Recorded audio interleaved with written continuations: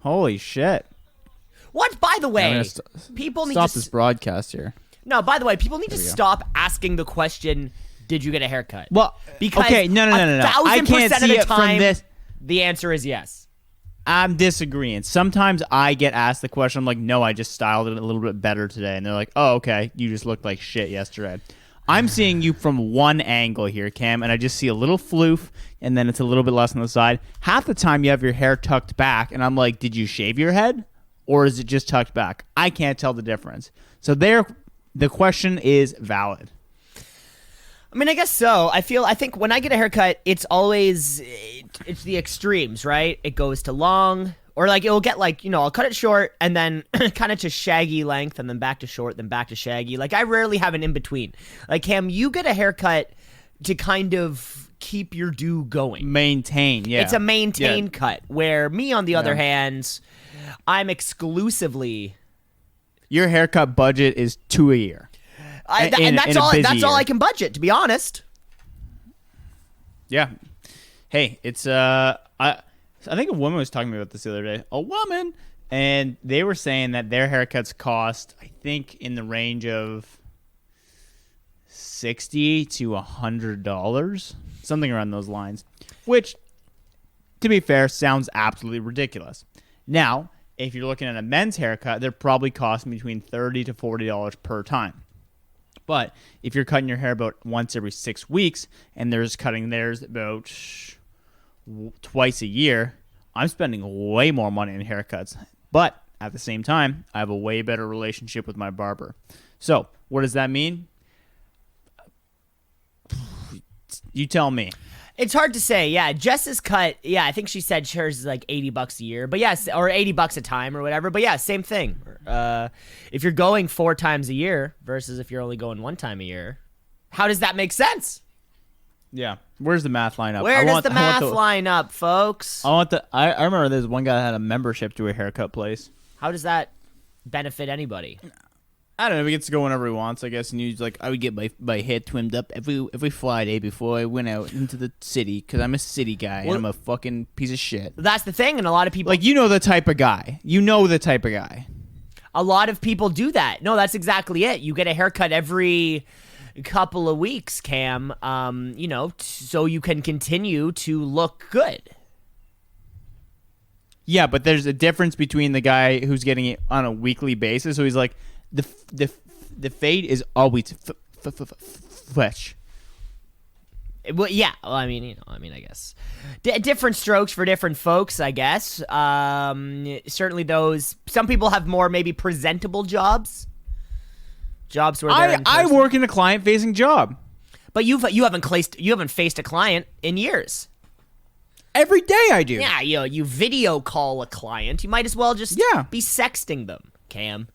You don't have the personal handshake. For all you know, or for all your clients know for that matter, you have one of those Don't even do the pants You thing. have a weak... You're a hack. You have a weak little half handshake where you kind of grab the fingers like... Okay. All right. You have a strong chin, a nice haircut. You wear vests, but for all they know, you're a bad handshaker, and that could be enough for them to maybe not, take a deal with you. Oh man, can't look someone in the eyes and have a weak handshake? Out the door. Hey, nice to meet you. I see that. Turn around. We don't need an interview. See ya. Turn around. We're not even doing this anymore. Yeah, it could be. Ready to kick this shit off? Yeah, sure. Let's kick it.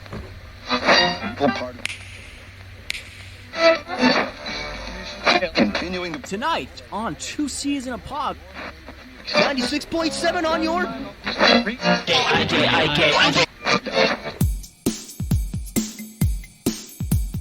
Two C's in a pod, 2 C's in a pod, 2 C's in a pod, 2 C's in a pod, 2 C's in a pod, 2 C's in a pod, 2 C's in a pod, 2 C's in a pod, 2 C's in a pod, 2 C's just like 2 C's in a pod, because we're 2 C's in a pod, just like 2 C's in a pod, 2 C's in a pod at gmail.com. Into another episode of 2 C's in a Pod here, folks. This is episode 114. My name is Cameron Osborne. I am sitting here. His name is Cam LeClaire. Yeah, that's me. And same name as the number one driver in F1 right now. Are we related? No, but do we have something in common? Yes, we're both winners. Continue, Cam. And of course, you're talking about Lewis Hamilton. Charles Leclerc, actually. Oh, okay. So somebody who Someone definitely doesn't keep up with the heard sport. of. Yeah, because it's I would say most people who are actually watching the sport have heard of. okay. Are most people who are listening to the podcast keeping up with it? We do market to a primarily F1 based pod or team, yeah. So That's true, Cam. We put a lot of the marketing strategies into your hands, and you kind of did your own little independent research, and you discovered that the Formula One community is the most likely to listen to the podcast. Right. Any other findings from your research? I just kind of targeted people that I like and hope they'll like me back. Right. So it was mostly I would call it a lot of research with, two fingers in the air quotes, research. Yeah, because those were big air quotes that you give. Big air quotes. Yeah. Hey, I think we got bigger, not even news here. We got instant analysis and instant reaction from Game 4 attendee Cam Osborne. Cam, we got you on the line here. Give me the breakdown. You just came back. Yeah. Did you wear your Raptors jersey? Yeah, of course, wear the Raptors jersey. So I guess I should preface, I wasn't inside the ACC, as it were. I've gone to Jurassic Park now for 2 games straight. Our company has some products out there in Jurassic Park. We've struck up a deal with MLSE, so they kind of want somebody. Not only do they want somebody there, on site, kind of making sure if everything goes wrong or anything like that, but also. Sorry, what are you offering to a area where people stand? Yeah, well, we just have, it's our digital signage. It's our billboards. It's our advertisements. It's, those are the services that we provide, and we got our foot in the door with MLSE, so they seem to be keen about whatever the hell that we're doing. FaceTime Masai Ujiri right now. Mr. Big Shot, do it. Oh, is that Kyle? Oh, no. Oh, that's sorry. Kyle sorry. Lowry. I dialed Kyle Lowry instead. That's a mistake. No, Masai's not Fix picking that. up. He must be busy. He must be busy doing. So were you working else. or was it play? It was play.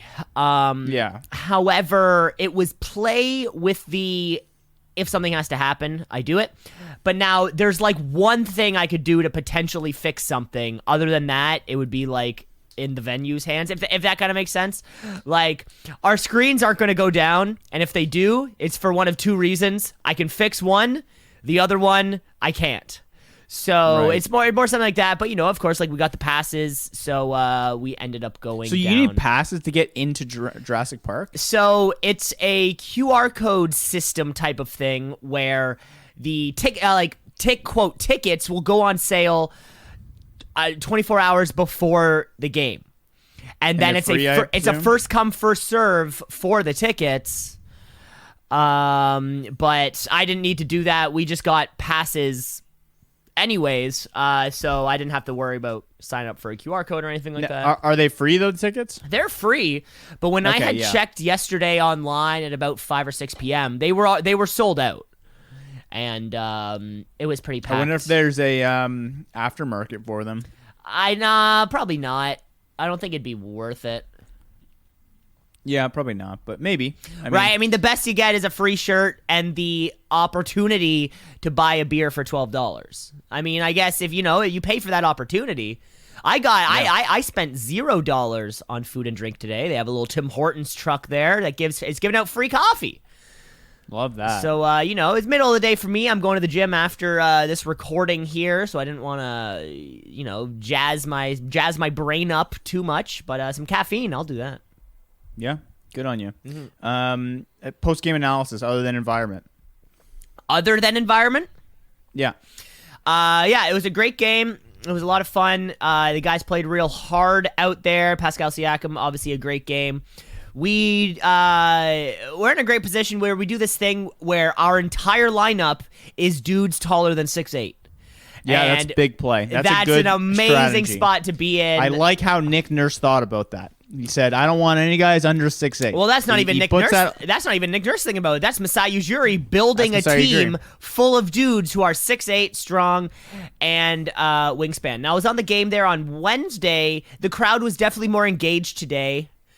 Sorry, that's environment. You didn't ask that question. It was just it was a very hard fought game.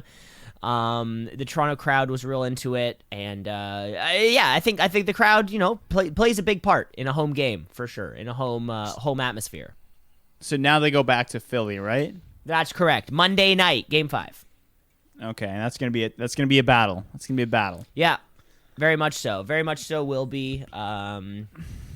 But yeah, it was great. It was a lot of fun.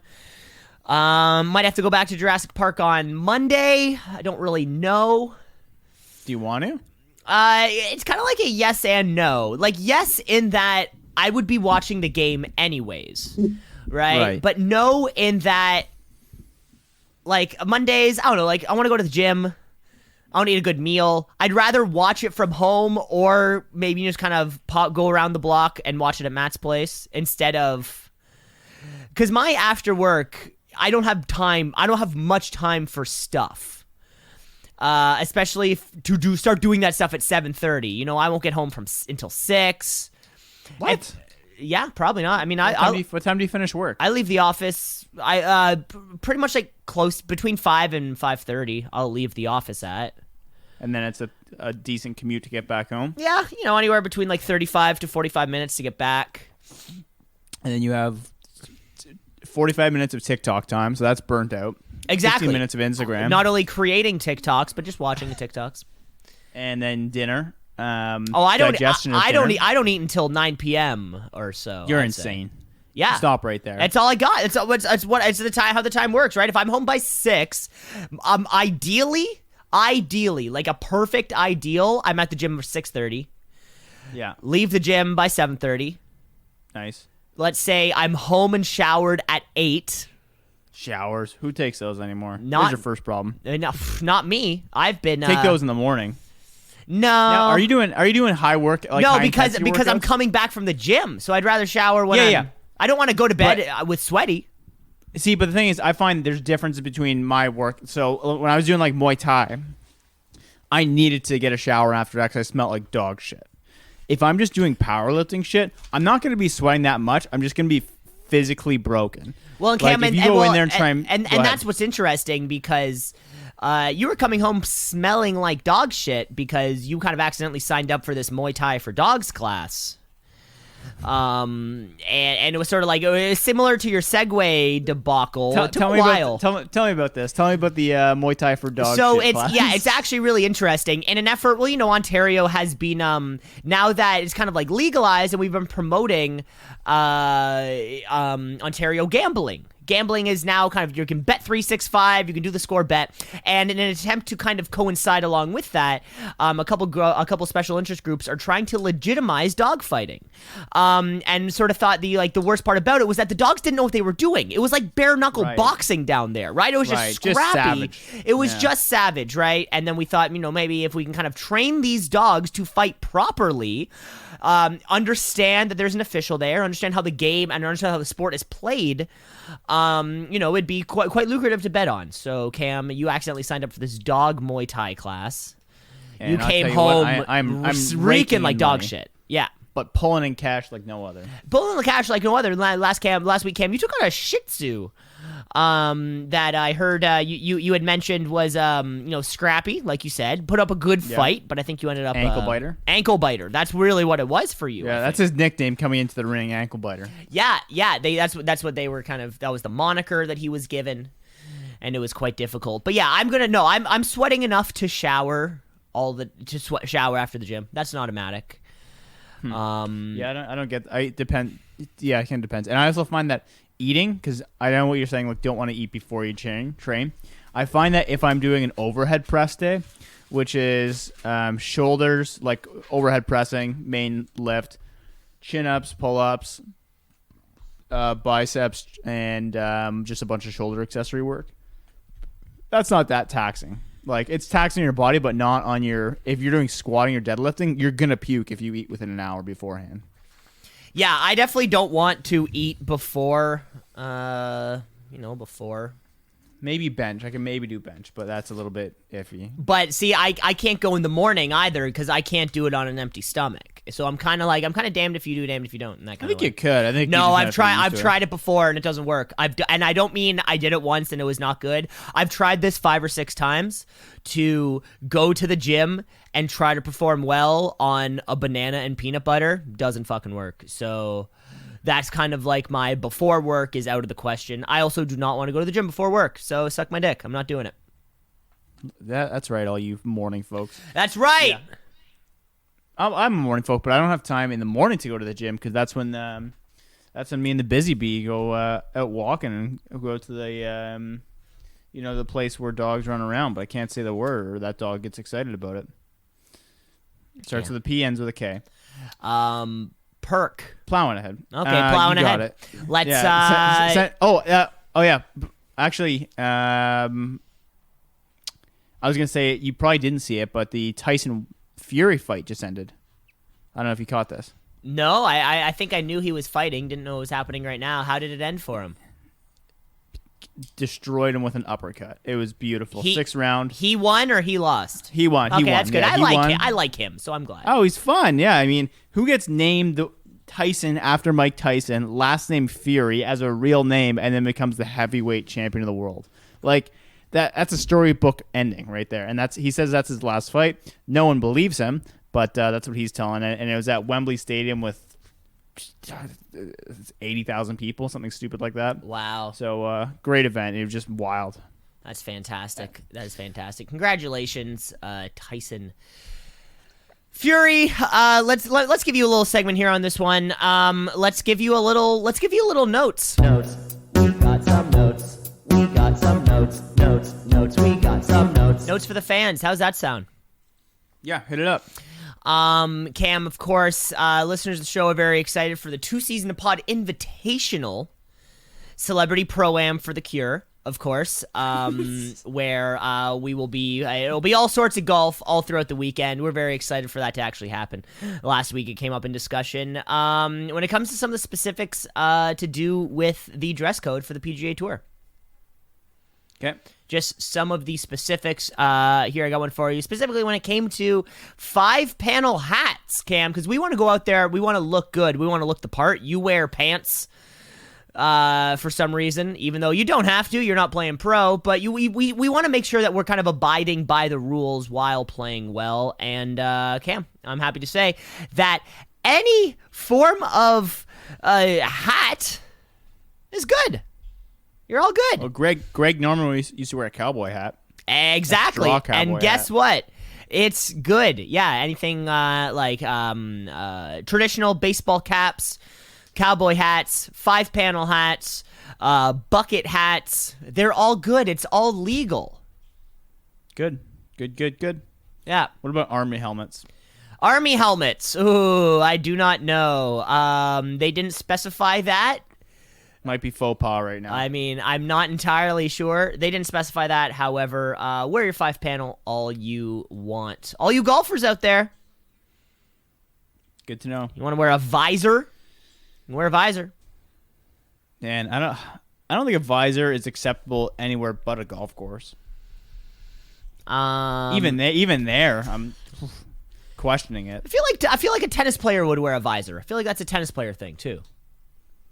Men tennis players though, I see women tennis players. Yeah, because it's because you need you want the pony to poke out back. Yeah, exactly. Yeah, but men wear the visor on tour, like Bubba Watson visor. See, classic, great, fantastic example of that very piece of headwear. Greg the Shark Norman, like you had just said.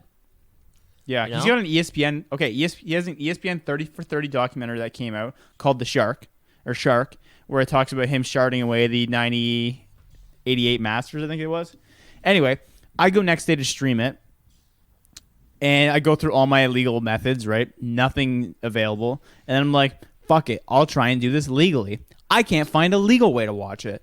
It's ridiculous. Like, there's no way in Canada, there's like, unless you get Furbo TV for $20 a month and you pay up front. You're like, fuck you, and I don't even know if it's on there. Yeah, unfortunately, the Canadian cable system is terrible, and it's not going to change because obviously they're making money hand over feet, and why would they change it at all? I believe it's hand over fist. That's what you were. Well, my hands are over my feet when I'm standing upright. Yes, So hands over ground, like, but we don't say that. Well, yeah. Well, let's play it by year, and we'll figure this one out for next week. Yeah, let's play it by year, and we'll put our hands over. And we'll put our feet. hands over our feet. Yeah. And we'll check that out. But yeah, it's I'm the guy who messed these things up, Cam. I expect a higher level of you. I'm the guy who says the wrong thing and walks through it confidently. yeah. You do say the wrong. You do oftentimes say the wrong thing, and walk through it confidently. Similarly to that women's studies course that you took in second year university, Cam. Do you remember those particular circumstances? The debates, I can't believe I won them because I had no part of them. Yeah. No part, no interest, no preparation. But if you pause with what you're saying and speak down to people, they respect you. Yeah, Cam. Well, and you really took that quite literally. You kind of you approached your debate platform with a little stool, a little wooden apple box that you stood on. You thought, and then you kind of did that Bill Clinton half thumb up thing while you're addressing the crowd. And it seemed to work, though, oddly enough. Half debate is not the debate. Half of the debate is finding clever nicknames to call your opponent. Crooked Hillary, Sleepy Joe. You know, just find names to call your opponent. Eventually, people don't care about the main points in the argument. They care solely about, what do I view as Sleepy Joe? Who do I think of Crooked Hillary? And that's right? the thing, and that is oftentimes how you win debates, Cam. But your nicknames weren't clever at all. You were really just calling people cunts. I think. Yeah, and anytime they said I couldn't say it, I said freedom of speech. Right. It was freedom it was of speech. You tried to do this like what people think woke is, but you were just so incredibly off. Literally speaking down to people. It was quite a debate to see. I remember I sat in on that class. And I bet you walked out thinking, "Damn, I think I agree with him. I'm not sure what I agree on, but holy shit, that's true. I want him for student union president." It was the first and last time I ever audited a class, so I guess you did leave some kind of impression on me. Yeah, applause all around. Amazing. Incredible. It was applause is all around. None from the spectators, though. You had sort of hired a group of people. That is half the battle. Half to kind of sit around the classroom. And I'll be honest, which is a great idea. Maybe their T-shirts that read "We're misogynists." Maybe they shouldn't have worn those shirts. That was a bold choice. Do you think it was too much when they introduced the other speaker that I had those same fans singing the Kurt Angle "You suck, you suck" as the singing at them to kind of let them know what to expect going forward? Well, and I think what's so interesting about that is that you tried to almost make it like a point, you know, whereas Kurt Angle would pour milk over his face in the prime of his run. You tried to really lean into that, but it was breast milk this time. It was truly one of the strangest debates I've ever seen. And I know we don't have confirmation on this, but it might actually be the reason why the women's studies program was shut down at Laurier. It was some heavy rumors that your particular debate was the reason. All I say is I put it as the third line on my resume. I guess that's where it has to go, Cam. It was fantastic. Shout out to all of our Laurier listeners out here. Cam, do you want to play another game? Yeah, hit me up. Here, I got one for you. We're going to play something we haven't played in a little while. Of course, I'm talking about a little death.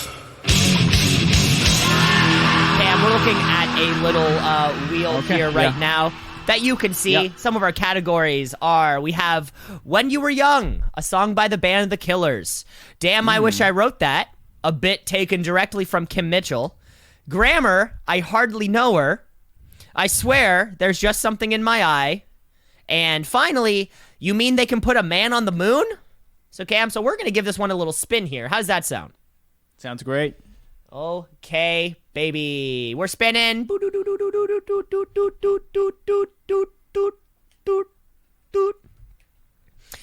And we landed on, I swear, there is something in my eye.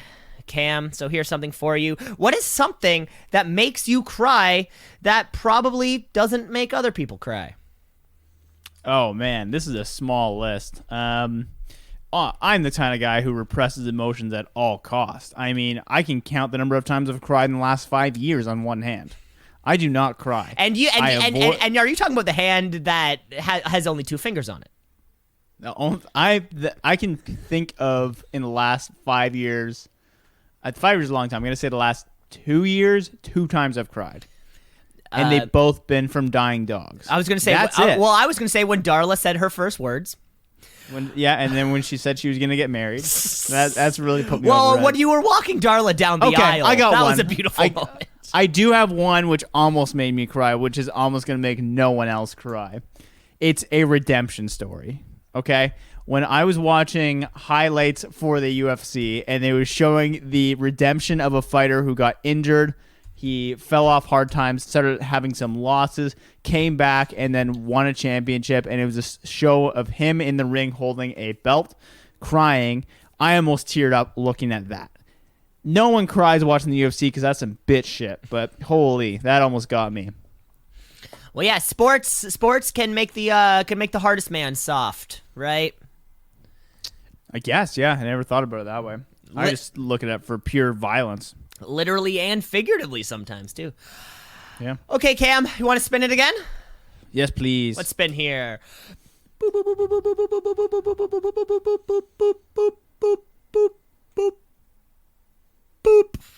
Oh, tipping over to Damn I Wish I Wrote That, a segment stolen directly from Kim Mitchell.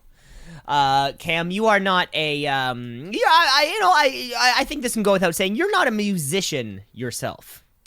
I went and saw the Arkells last night, so that counts for something. I don't think it necessarily counts. However, you've been surrounded by musicians and great music throughout your entire life. So, Cam, Damn I Wish I Wrote That. What song or album do you wish that you wrote or you were credited for? What song do you wish you wrote? Hotline Bling. Easily. Something that pops, something hot like that. Probably easy enough to write, be a part of the producer credits and then hopefully just rake in the money. Is the song that great? No, but it's catchy, right? And that's what we're looking for, something that just brings in the revenue, right? I could pick something even more like that, like I want to have written Let It Be, but be the ghostwriter for it, but be paid out. Is it a thing where I wish I'd wrote that? No, Cam, because I've never written a song in my life, nor do I plan to. Nor will I ever. I'm not a musician. I don't pretend to be a musician, but I look at it as the financial aspects of it. So you're looking purely in terms of monetary money gained or lost. Yeah, I just can't see myself being like, I've never listened to someone be like, oh, I wish I wrote that, because I'm like, I don't even know what writing music means like. Like, the closest thing I have is cheap ripoffs of When You're in the Zone and Nothing Goes Your Way. Like, I come up with my own lyrics to a song I already know. I didn't write the song. I didn't come up with anything really original except for poorly listening skills and then thinking I heard something I didn't. Well, Cam, I mean, wishing that you wrote Cheeseburgers for the Apocalypse, the rock to be released rock opera by Dan Turner. I mean, you just said financial opportunity right there. That could be financial opportunity out the butt, out the wazoo. 20%. You do own 20% of those lyrics, because much of the story was sort of molded over, like, kind of after your treatment of Dan Turner. Like, it was just kind of mirroring the unsupportive father that I'm sure he had. Yeah, we never got to meet his father. I'm glad. Cam, do you want to give it another spin? Yeah. Okay, here we go.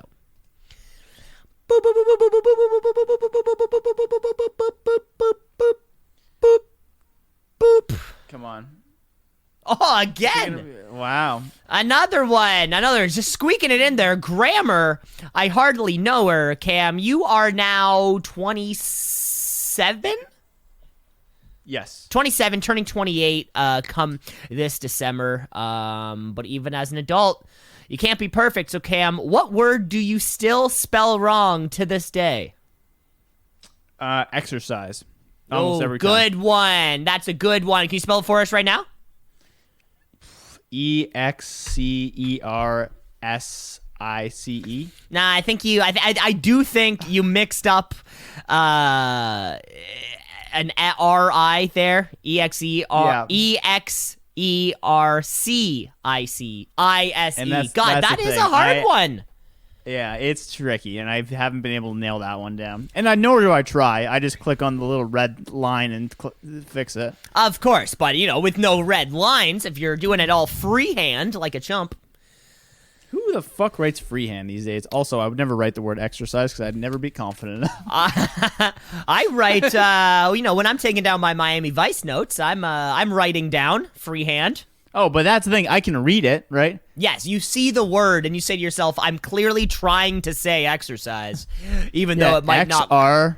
X? And then XR size. XRSIZE. Exercise. That's right. Exercise. You could be onto something here. So let's give you one more spin here on the Wheel of Death before this comes to a close. We're hoping spinning. For when you were young. You sit there in your heartache. On the one category you didn't get, Cam. You mean they can put a man on the moon? Cam, is that a reference to Kid Cudi's album? No, it's more of an expression. It's more of a reference to the expression in which will imply the question I'm going to ask Cam. So you mean they can put a man on the moon? What's something that in 2022 still shocks you that we can't do it better or more efficiently? I think about this all the time. What the fuck is it? The one thing is, fuck. I've had so much thoughts about this. Is streaming services all being connected? So we streaming has just been broken out. So I have the answer. It had to do with streaming. Sports has terrible streaming. Everything else has figured out streaming. Sports is the only one who has terrible fucking contracts with giant producers, so you can't stream them. NHL goes through 10 different broadcast partners, goes through TSN, goes through Sportsnet. I could go through NHL app. I'd pay $70 per season or like $130 per season, but I'd get blackout for games because I live in Toronto and Toronto has access to other things. It's fucking stupid. And UFC has broadcast deals, so I can't just pay for the app. If I were to be a UFC fan, I would pay up to $100 per month if I want to be a true UFC fan and not pirate it. But I will always be a pirate. Beyond that, every other sport, NBA, same fucking bullshit. NFL, they've gone to the zone, which is nice, and they have the red zone, so they're somewhat there. But try doing that shit on your phone. And anytime you are trying to stream shit on your phone, it's laggy as fuck. It doesn't fucking work. It's brutal. They need to come up with a WWE model who's done it fucking right. And I'm not a huge WWE supporter, but I do enjoy what he has done for that, at least. That's a good point. Well, we kicked off the broadcast here this afternoon by saying that a lot of these things are broadcasting rights. That is a good point. However, WWE falls under a similar model as those other things you just spoke of, because you can't just have a WWE subscription. No, you need to order it through your cable provider, which means you have to have cable to have the WWE network. These are all Canadian problems. You're exactly right. Hulu has live sports.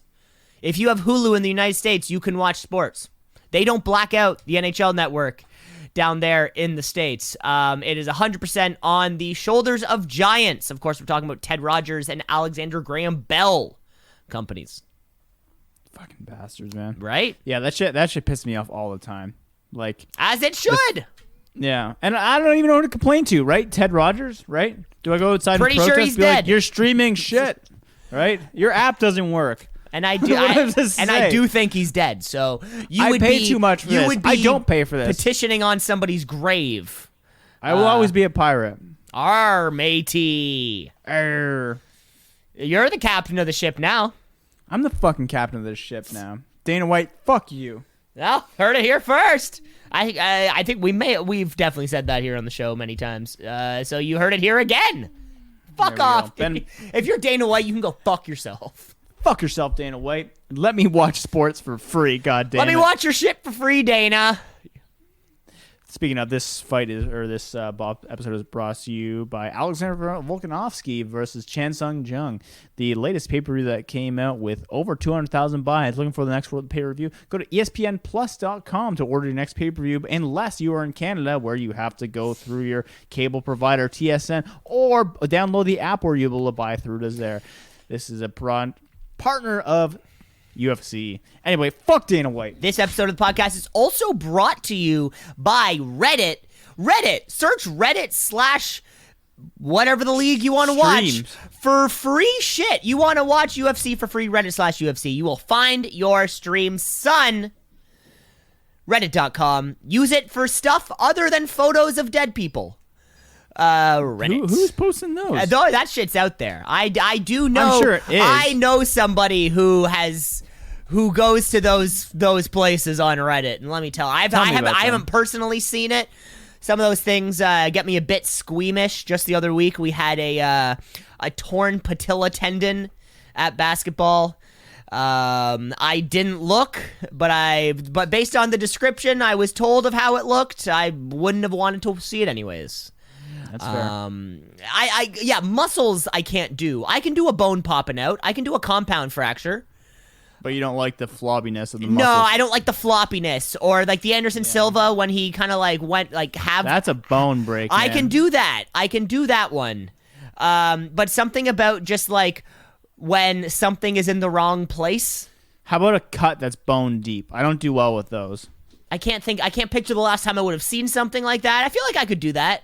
Yeah, I don't like those. And it's when I see those as the Reddit thing, I go, it's only in real life. I can do it in a movie. I can watch anything on a fucking movie. Yeah, because but you're like, if I see like a highlight pack on RMMA, it's like bad cut in main event, like not safe for life. You're like, no, I'm good. And there's going to be just like a white part at the end, the inside of the cut. You're like, I don't need to see not that. Not safe for life. Like that's one beyond not safe for work. Yeah, not safe for work. You're like, could be anything, that right? Could just be a tit. That could just be a tit. That could be like somebody's like one nut kind of like poked out from under his shorts or something like that. Not safe for life. That's something you have to seriously consider clicking on if you don't want to think about it at night. Yeah, I'm sure I'm surprised you haven't heard that one before. No, I don't. I don't go to that.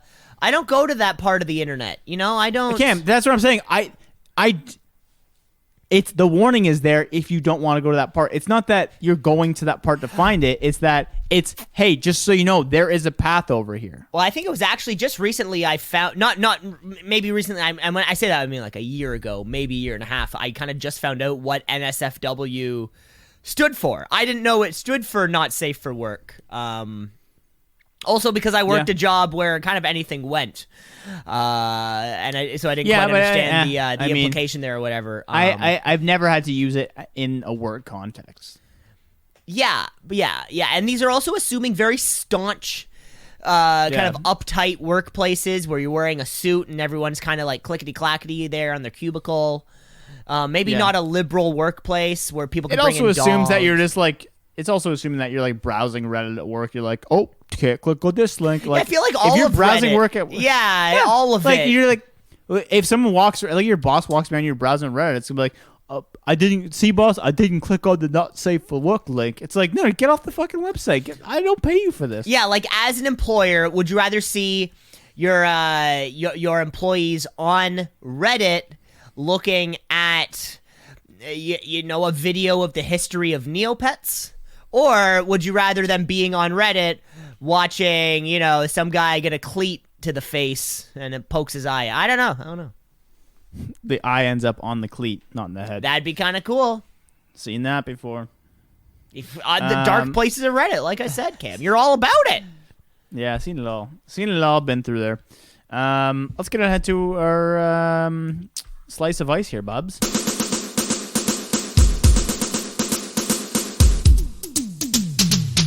walking on the beach and it's really hot. I think I'm gonna go get a pina colada. Miami Vice is a slice of ice. My Miami Vice is a slice of ice. Wearing cool clothes and smoking cigars. Say hello to my little friend. Miami Vice is a slice of ice. My Miami Vice is a slice of ice.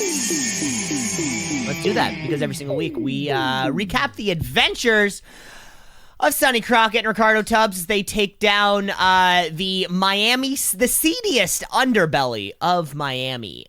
Just picture a really fat guy whose belly is hanging over his shorts, and how gross that flap would be if you were to pull it up to look under. But here's the key. We only have 5 minutes to recap the week's episode. So, Cam, you're going to kick this one off for us here. We're talking episode 8, the three-eyed turtle. Was that what it was called? That was the title that I caught, but that's I found like different streams had different names and even different numbers, which is confusing because like I thought this was 7, but One-Eyed Jack was before this. It was double episode. It was because the series premiere was 1-2 was like 1, but we're treating it as a 1-2 because it was kind of on consecutive weeks or whatever. Cam, so we have the stopwatches out and we're ready to go. Cam, are you kicking this one off? In 3, 2, 1, goes. The Vice team has arranged an arms sales deal, but the dealers are running late. Seeing that there's too many civilians in the area, Castillo attempts to call the operation off, but at that moment the dealers arrive. They meet with Crockett, check the money, and he pulls one of the dealers into his cars, speeding away, taking him in. The rest of the Vice squad moves in, but the remaining dealer escapes in their van, opening fire as they take off. No one is hurt, but Tubbs is angered by the criminal's use of machine guns, which he hates. This guy, the guy Crockett took in the ride, gives up a fellow gun dealers under interrogation, but they're just middlemen for the main supplier, international gun runner Tony Amado. Crockett, Tubbs break into Amado's waterfront home and plant several bugs planned to keep the house under surveillance from the bay. Later that day, Crockett moves his boat offshore, and suddenly the yacht is boarded by Agent Papas and McIntyre of the FBI, who attempt to take over the stakeout they're currently in. They reveal that they're chasing consignment of Stinger missiles that were stolen from the National Guard Armory and suspect Amado had something to do with them, who could potentially sell them to terrorists and help bring down a commercial jetliner. The two groups reach a compromise. The Vice cops will get Amado and the FBI will get the Stingers. While observing Amado, the group on Crockett's boat find he is physically and mentally abusive to his wife, Rita, throwing her in the pool because he disapproves of her dinner dress. Afterwards, they monitor Rita, calling a friend to arrange a hitman to kill Amato. The Vice cops take the tape of Rita's conversation to the base, where they play it for Papas, but the federal agents do not share their assessment that Rita plans to have her husband killed and take no action. Continued surveillance reveals that Amado's Jamaican contact, Dupas, is headed into Miami to arrange for the sale of the Stingers. As Amado has never met Dupas, the Vice unit intercepts him at the Miami International Airport and replaces him with Tubbs, who has pulled off his Jamaican accent several times already. Meanwhile, Crockett overhears Rita receiving a call from the hitman arranged by her friend. He goes to meet her and scares off the hitman with his badge before meeting Rita in his place. Cam, go ahead. Crockett approached Rita, but she's scared to go through with ratting Tony out. Of course, Tony, played by Bruce Willis. How did you not catch that right off the bat? She's tried to run away before, but Tony does everything in his power to keep her close, including getting his goons to rape his lawyer's wife. Jesus fucking Christ. Crockett does tell her that he is a cop. Back at the station, Crockett and Tubbs are debriefing her about the situation. Rita is skeptical that they can do anything because Tony is too smart. Crockett and Tubbs need her to go back home so they can get more info on the wiretap, and Crockett promises to put Tony away once and for all. Just then we cut to Tony's crew with a disguised Tubbs arriving to test the weapons he has stolen. So one of the goons pulls out a rocket launcher and is showing Tubbs how the heat-seeking missiles work. He even shoots down a bird to explode it. Jesus Christ. At a bar, Tony and Tubbs are hashing out the details for a $75,000 deal, and Tubbs says he will take everything, and they settle out the details. On the boat, Tony gets home and calls for Rita as Crockett looks on from his own boat. He bought her some new earrings, but she is still shaken up about everything, so he decides to just slap the shit out of her as Crockett watches on. Back at the station, the FBI guys want to pick him up on a smaller charge, but Crockett wants them to wait a couple more days so they can get him on more. Even the new captain seems to be suspicious about the FBI's agents' motive. They agree the bust will happen tomorrow after Tubbs makes the deal. Back on the boat, we're listening to Tony on the phone while Tony notices the bug on his phone. Tubbs thinks on his feet and calls Tony pretending that he had surveillance on him. So they agree to push the deal forward and it's going down tonight. Tony and Tubbs meet at the airport where they check each other for wiretaps in the men's room. Meanwhile, the tech boys find the van full of weapons while another Phil Collins song plays over the Miami night. Crockett arrives to find Tubbs getting on a large boat ready to make the deal. Crockett swings onto the boat like a pirate and cocks his gun. Tubbs and Tony trade money for merchandise, but the FBI agents show up early before Tubbs can get out safely. A shootout ensues after that. Crockett shoots somebody who falls off the boat as Tubbs arrests Tony. Crockett calls Rita to let her know they've caught him, but she seems upset when she asks if they killed him, and Crockett says no, but they'll be putting him away for a long time. The next morning, we see her getting into a cab. Crockett and Tubbs pull up to the station with Tony while the FBI guys arrive and say that they're releasing Tony. What? Apparently Tony is a conduit for weapons from South America, and they need him to keep operating so they can take out bigger bad guys. Just then, Rita shows up after he's been released, pulls a gun out, and before Crockett can stop her, we hear a big gunshot and the camera freezes. That's the end of the episode. That is time. Beautiful. Tune in next week to see if anyone's dead. Probably not, because, I mean, we got 5 more seasons. I doubt they'd change the characters up now, but you never know. No, well, Rita was shooting Tony.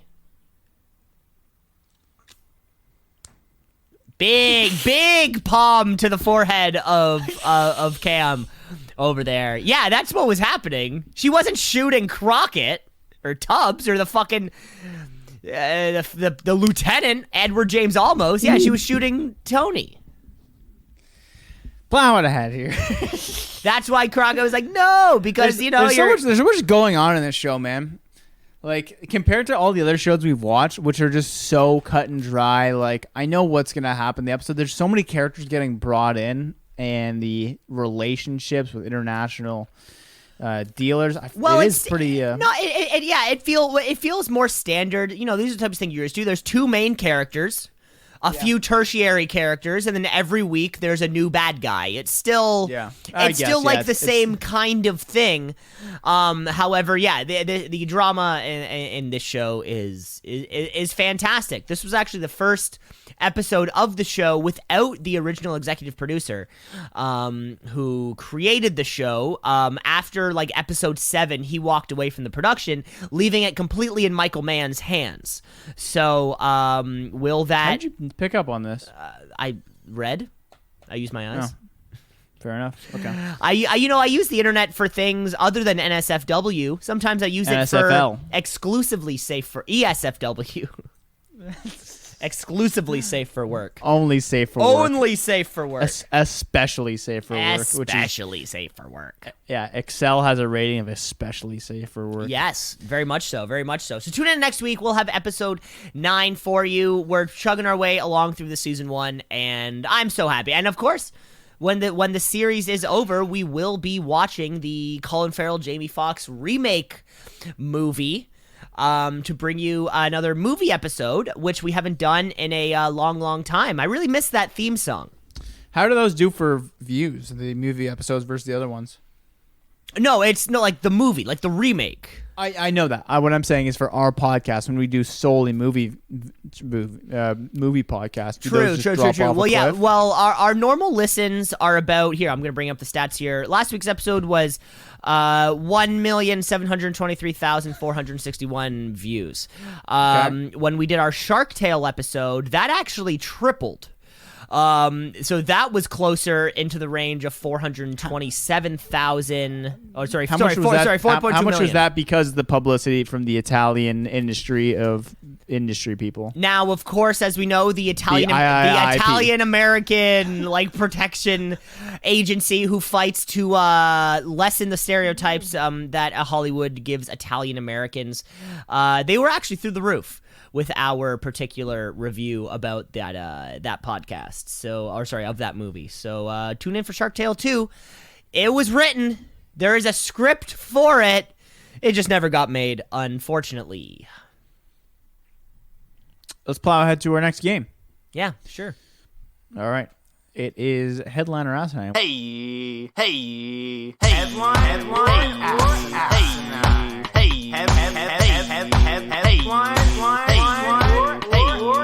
headline or asinine. Where we try and fool each other with possible headlines and possible shenanigans. Asinines? Cam, I got one for you here. Georgia man sues Nestle, claiming Kit Kat is not 20% chunkier. Yeah, I mean, that is the risk you run as a company. You say Kit Kat now with 20% more chunky. Somebody has too much time in their hands. They're going to break it down. They're going to look at a previous Kit Kat bar. They're going to look at a Kit Kat chunky bar. They're going to analyze the exact materials and specifications within the bar to determine if it is in fact 20% chunkier. Now, what makes a Kit Kat chunky is, personally, I love a Kit Kat chunky because it's like a Kit Kat but big. So there's no actual chunk in it. Which would lead, possibly, that could have been, if there's a lawsuit pending or whatever, that could be possibly somewhere in the fine print, like warning. Kit Kat chunky is not, quote, chunkier, it's just a large Kit Kat. But I'm sure this has happened for other companies, whether it be candy, whether it be Lucky Charms, now with 20% more marshmallows. Somebody's fucking counting that. Somebody's doing the math to make sure. But because a Kit Kat chunky is just a big Kit Kat, there's nothing that makes it chunky per se. I'm going to say this one's asinine. This one is asinine. It's good, though. But then again, they haven't, I think in times I've read that the Kit Kat is no longer 20% chunky regardless of what they have on the... It's actually decreased in size. Have you seen this new, they've got potato chips in Reese cups now? Get it a tail. I saw a commercial for that one the other day because apparently, as we know, my YouTube doesn't know me at all, so it just starts promoting chocolate for some fucking reason because I'm always eating chocolate, Cam. Be honest. All right, hit me up. Cam, I got a headline here for you. Headline or asinine, girl shot while waiting for the Easter Bunny. Oh, that's a tough Easter. That's a tough Easter. Womp, womp. And they say Jesus had it hard. Womp, womp. What is the situation here? Waiting for the Easter Bunny. School's back in session. Gun violence is probably way up in the USA. I mean, this is a pretty classic tale of someone waiting for the Easter Bunny in line at the mall, and then a little mall shooting. Next thing you know, you're shot, and you are the second coming of Jesus if you wake up in 3 days. That's a headline, big fella, out of Alabama. Or Florida. I'm calling Florida.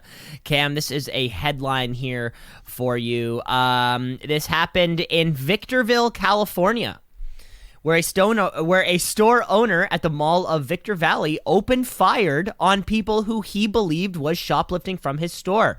And in the spray of bullets, ended up hitting a 9-year-old girl who was outside of the store in kind of like the middle part of the mall, who was waiting in line for a photo with the Easter Bunny. Markel Crockel, the owner of the store Soul Addict, fled the scene immediately after spraying bullets. He was arrested a few hours later in Nevada. The girl is okay. She was shot in the arm with 3 bullets, shattering the part of her arm, the bones in the part of the arm that the bullets went through. Of course, she will be fine. Her arm is in a sling. They were next in line to get a photo with the Easter Bunny. She was there with her grandparents. The store has closed permanently.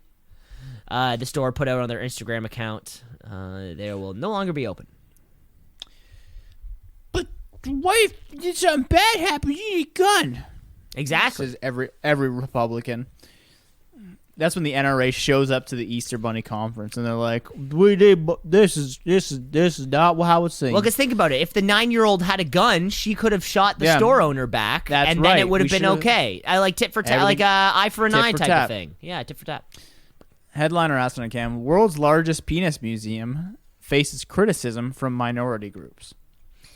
Okay. Now this is so tough. Yeah. Think about this. There's two things yeah, here. Because there's a couple things you can think about here. So, the two things here are: is this the world's largest penis museum? In that, out of all the penis museums, this one is the biggest. Or is it a museum of the largest penises in the world? So this can really go either way on this one. This is a clickbait title. This is what I'm clicking on. Both are great, right? Because one is great because to think about it, there's an entire museum devoted to just big dicks. That's great because it doesn't even have to be human penises, right? Doesn't like the white whale have a penis the size of a car or something like that? There's these sorts of things, right? So certainly, it's a thing of anatomy and of course that would go hand in hand. I'm sure there's the world's largest vagina museum, but then again, the other side is that there could be a franchise of penis museums. Like, you got a penis museum in Mobile, Alabama. You got a penis museum in Portland, Oregon. You got a penis museum in Winnipeg, Manitoba. And out of all of those, the one in Mobile, Alabama is bigger on a square footage type of thing. Right. They have an expanded... Most penises. Maybe their penis collection is larger than the other ones, right? Not in size and stature, right? Because I think if it would have to be that one, because for a museum to truly be you would need all sorts of shapes and sizes of penises, right? It's like an art gallery. You're not just going to have the Mona Lisa a bunch of times. You need some shitty art in there to make the good art look better. You need a small dick to make the big dicks look huge. So which way is it? Okay, so I'm gonna say it's a museum. I'm gonna say it's actually the largest museum of penises. Whether that is the total collection of penis, like the amount they have, the square footage. I'm gonna say it's not just a museum about big dicks. Okay, now that we got over that, what was the rest of the headline? Faces. Let me get the verbiage here. Yeah. What was the rest of it? Because world's largest penis museum faces criticism from minority groups. Now, minority groups, what would... That's very, very vague. Also very vague, because depending on where you are, the minority will switch. If you're in China, white people are the minority, or you move over and some sort of things like that. And what would people be upset? Because and minority groups, it doesn't necessarily have to be a visual minority, right? It can be the church. If there's less of them than there are of the others, they are, quote, the minority. This has clickbait written all over it. I'm very curious about what the groups are. I'm going to say it has to do something with religion, and I am going to say that this is a headline.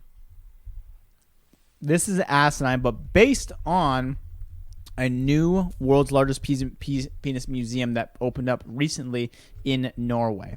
Now, Cam, in Iceland, we will answer the age-old question: what does it define as biggest? It is the size of the genitalia, and what we're talking about. It started off as a conversation between farmers talking about how they used every type of the animal within farming, and they decided, why don't we make a museum of the largest genitalia from all different species? So I don't think there's a ton of museums like this, so it probably is both the world's largest and the world's largest. It could be both. It kind of it's the world's largest squared penis museum. He's amassed 63 specimen so far. 63 dicks? Yeah. That's nothing. Specimen. That's nothing. That's a weekend at Phil's. Yeah, that's a weekend at the bathhouse as far as I'm concerned, Cam. I have another headline here for you. And Cam, this is something that has to be on your mind as the big day comes up. Headliner Asinine: woman marries ex-husband's best man after he professes his love to her during wedding speech. Wow. Yeah, that would really throw a derailment. That would really throw things off the rails. But I feel like most of the time that I hear cheating stories of people who are married, it was normally the friend, and it was like the supportive, that classic episode of Seinfeld where it's like, I'm there for you. And while I'm there for you, then I'm just there. It's that context. So the story lines up perfectly. The best man, always a friend of the relationship, always supportive of the relationship, always there for them, and eventually just there.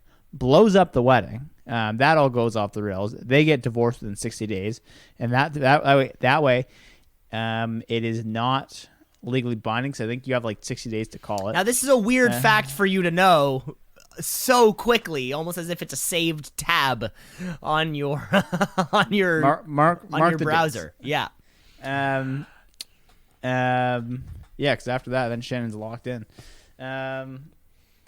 Then I think just kind of this story is old as time, right? Then they get married after that. So headline.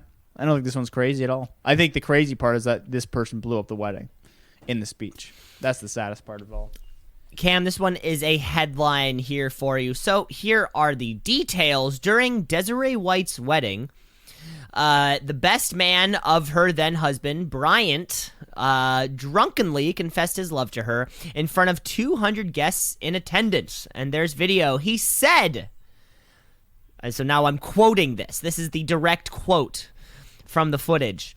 I remember the first time I saw Desiree. I loved her. I fell in love with her. I knew she had to be mine. I thought she was the most beautiful person I've ever seen in my life. End quote. I was there.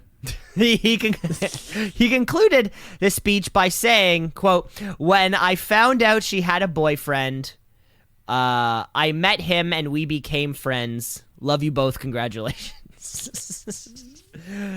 And then that's crickets. Absolute silence. I've never heard a wedding so quiet. So the couple eventually gets, or everybody, the party eventually gets through the night until about a year later, when Desiree and her husband started drifting apart after she discovered that her husband had been cheating on her, eventually leading to their separation. And all the while, she was thinking of the best man, who are now happily married with 3 kids.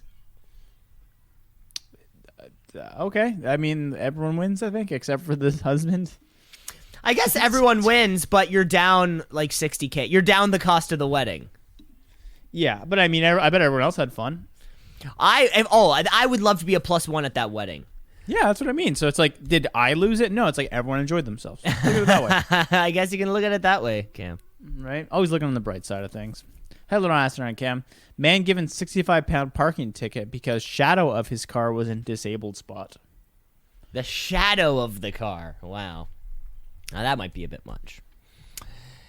Pounds, this is happening in England. I don't know what their rules are about parking. I'm sure they're quite similar to ours here. Now, I don't know the rules on the shadow. That's what I'm confused about. Because, yeah, sometimes, like, you can be parked, like a little bit before or after the sign, maybe, it says no parking on this side, but then you're kind of halfway through that side. And sometimes that's all it could be. I feel like sometimes with parking officials, and I don't know this for true, and it's just like any career. If someone's having a bad day, they're going to do something about it. For all we know, this guy just got back from his honeymoon after his best man confessed his love for his new bride, and he's having a shitty first day back at work. Right? So what are you going to do? You're going to ticket somebody. Now, I didn't know a shadow could come into play. But it sounds real enough. So I am going to say that this one's a headline. This is a headline, and this is from a man in England, as you guessed, where Matthew Cole left his silver Ford outside of a car where the parking spot in front of him was a disabled spot, which he did not cross. He came back and found the £65 fine, which is not a terrible amount of money, but after disputing it, saying, hey, this doesn't make any sense, he was unable to get a hold of anybody, and just like any, complaint for anything, bureaucracy's a bitch, and actually trying to get things resolved, even though you didn't do anything, is a pain. And there is no rule saying that your shadow can't be in a disabled spot. So it was just probably a meter maid being a big old bitch. Like we said, sometimes people have a bad day, and it'll kind of influence the decisions that are made on everybody. Cam, I have one final headline here for you. So here we go. Headliner Asinine, seminary student dies while recreating Jesus Christ's crucifixion. So that is the nails through the hands, nails through the feet. And did he put them anywhere else? Did he put them in the chest too? No, you're just hung up by your hands and your feet there. Yeah, okay. Yeah, I think you get quite a bit of blood loss. You kind of hope that because I think they do recreations of it every year, 2 million times in every country. This guy probably just said, I'm tired of seeing this bullshit, fake-o nonsense. I'm doing it for real. Hammer me in, put the drill bits in, and didn't realize that nails work a lot better because they slide out. Drill bits are pretty damaging to the hands. Yeah, this is a bad mistake that I don't think he's coming back in 3 days. Another Easter-related one. Cam, appreciate the pertinence of it, considering tomorrow is Greek Easter. Yeah, Cam. Well, this one is a headline for you. This is the story of Sewell Ambrose of Nigeria, who is a first-year student training to be a priest at the Claretian Institute of Philosophies, who, during a performance of Passion of the Christ, the play, where he played one of Jesus' disciples, St. Peter, at a Good Friday ceremony. It happened during a scene where St. Peter is cutting off a soldier's ear to protect Jesus. The character then collapses, and Ambrose stayed down, as all the onlookers thought it was part of the drama, so they did nothing. Eventually, when they realized he wasn't moving, they rushed him to a hospital where he died later. No information was given about how he died, but I would have to say the good spin of this, he might be the world's greatest actor. To think somebody would have to be so good at acting that I thought you were dead, only to actually be dead. Like, Cam, I've known you for a long time. I feel like I would know if you were dead. I've seen you act. You're terrible. You're a hack. You're a hack. I've seen it before. You'll never make it on Broadway. You'll never make it to Broadway. And believe me, you've tried. You won't. You did audition. You did audition for Hamilton, and it was famously the first "You're Too White" casting note. So unfortunately, you were kind of left off of the final decision. Still in dispute. Still in dispute. That is a good point. Happened, but still in dispute. Yeah. All right, Camo. Let's move on to our final segment of the evening. Plugs and shrugs. Yeah, of course you're talking plug it or shrug it. Plug it or shrug it. Plug it or shrug it. Plug it or shrug it. Plug it or shrug it. Plug it or shrug it. Of course, Cam, kick us off here. I'm going to go ahead and give a plug, Cam. I love being positive. I wore a pair of Lululemon pants for 2 years, pretty much every day. You know how I wear. Cam, we're men, right? We wear the same pairs of pants most days. Mm-hmm. I would say 80% of the time, but in a month we're wearing the same pairs of pants. I wore these things until they were faded at the knees, ripped at the crotch, breaking at the seam. 2 years. This is what pants do when you wear them all the time, as you'd expect. Apparently, Lululemon has a policy that if it's a manufacturer's defect, they'll give you a new pair of pants. I walk in there, no receipt, no nothing. I say, I got these as a gift. I'd like to return them after 2 years of wearing them. And they go, what kind are they? I go, ABC pants. They go, great. We'll walk you over here. Here's a brand new pair of pants. That's $160 pants, and I am wearing them right now. What a fucking deal. Jesus Christ. So now you've had 2 pairs of pants for like the price of one, I guess. And get this. The first time I bought them, I got them on sale, and you never see shit on sale from Lululemon. Wow. Yeah, that's great. No, that's a great piece of advice. Follow the manufacturer warranties type of thing. Yeah, they have a great one, so highly recommend. That's fantastic, Cam. Way to go. I'm going to give you a shrug this week. I've spent 2 games down there at the Jurassic Park cheering on the good old Toronto Raptors. I'll be there for some Leafs games. You can damn well betcha. However, if you're going to a place to cheer for sports, whether you're there in the arena, whether you're outside staring at a screen, whether you're at a bar, fucking pay attention. Don't go unless you're not talking about the sports, you're not cheering about the sports, if you're not there for the one purpose. For example, if you walked into a class at university, you wouldn't just sit there and talk, right? You probably wouldn't sit there. The point to be there is to be in the class and to sit there and learn. Sports can be no different. If the game is playing at a bar and you're going to socialize, yeah, you can do that at home. Why the fuck would you leave the house? Clearly nobody else wants to socialize. That's why they're there watching the game. All the people who were there at Jurassic Park. There was one woman, I swear, she was never facing the screen. She had her back to the screen the entire time. You can't help but think to yourself, God, that could have been the ticket of some kid who wanted to fucking be there. That's where I'm shrugging today, folks. If you're going somewhere to cheer for something, for a purpose, do the thing. Or just fucking stay at home.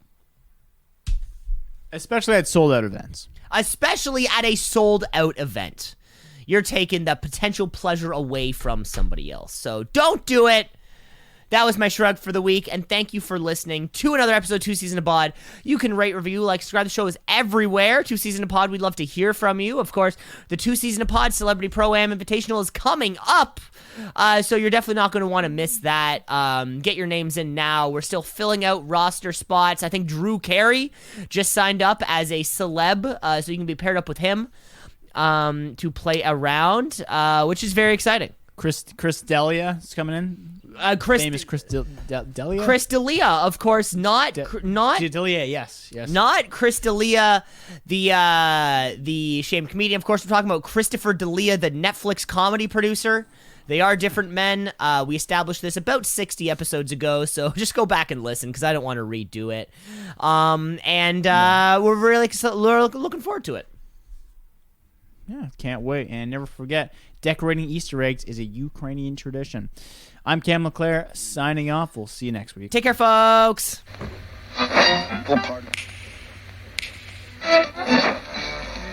Continuing tonight on Two Season a Pod. 96.7 on your...